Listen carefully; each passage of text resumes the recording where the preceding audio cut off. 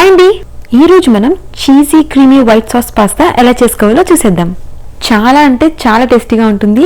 క్రీమీగా చీజీగా తింటుంటే ఇంకా ఇంకా తినాలనిపించేలా ఉంటుంది. ఇంకా ఈ tasty cheesy creamy white sauce pasta ఎలా చేసుకోవాలో చూసేద్దాం. ముందుగా ఒక గిన్నెలో 2.5 లీటర్ వాటర్ పోసి 1/2 టీ స్పూన్ సాల్ట్ని యాడ్ చేసి వాటర్ని 3 to 4 minutes దాకా బాయిల్ చేయండి. ఇప్పుడు 2 కప్స్ పెన్నే పాస్తా వేసి కొద్దిగా ఆయిల్ యాడ్ చేసి 10 to 12 minutes మీడియం ఫ్లేమ్లో బాయిల్ చేయండి. నేను ఇక్కడ పెన్నే పాస్తా తీసుకున్నాను. మీరు కావాలంటే మీకు నచ్చిన పాస్తాతో మీరు చేసుకోవచ్చు. 10 to 12 minutes తర్వాత పాస్తా చూసారా ఎంత పర్ఫెక్ట్గా కుక్ అయిందో. ఇప్పుడు ఈ పాస్తాని స్ట్రెయిన్ చేసి పక్కన పెట్టుకుందాం. ఇప్పుడు ప్యాన్లో 70 grams అన్సాల్టెడ్ బటర్ని మెల్ట్ చేసి 1/2 కప్ మైదాని వేసి లో ఫ్లేమ్లో మంచి అరోమా వచ్చేంత వరకు ఫ్రై చేసుకోవాలి. ఇప్పుడు 400 ml మిల్క్ని కొంచెం కొంచెంగా యాడ్ చేసుకుంటూ లంప్స్ లేకుండా కలుపుకోవాలి.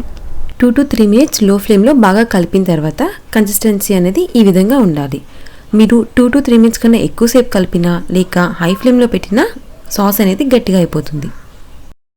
ఇప్పుడు వేరే ప్యాన్లో కొంచెం బటర్ని 1 టేబుల్ స్పూన్ ఆలివ్ ఆయిల్ని హీట్ చేసి 1 టేబుల్ స్పూన్ చాప్డ్ గార్లిక్ని వేసి 30 seconds ఫ్రై చేయండి.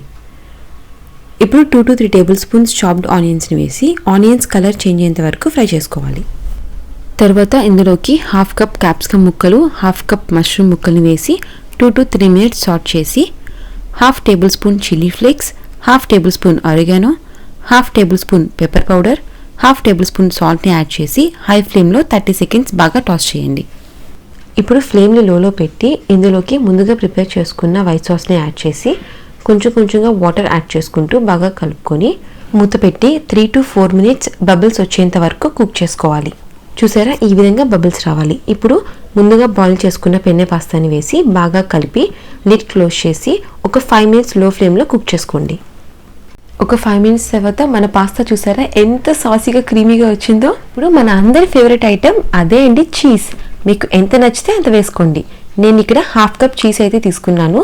చీజ్ వేసి ఒక 20 seconds లిడ్ క్లోజ్ చేసి పెట్టండి. 20 seconds తర్వాత మొత్తం ఒకసారి కలుపుకోండి. చూసారా మన పాస్తా ఎంత క్రీమీగా ఎంత చీజీగా ఉందో. అంతే అండి, ఎంత టేస్టీగా ఉన్న వైట్ సాస్ పాస్తా రెడీ అయిపోయింది. ఇంకా సర్వింగ్ ప్లేట్లో తీసుకొని సర్వ్ చేసుకుందాం అంతే.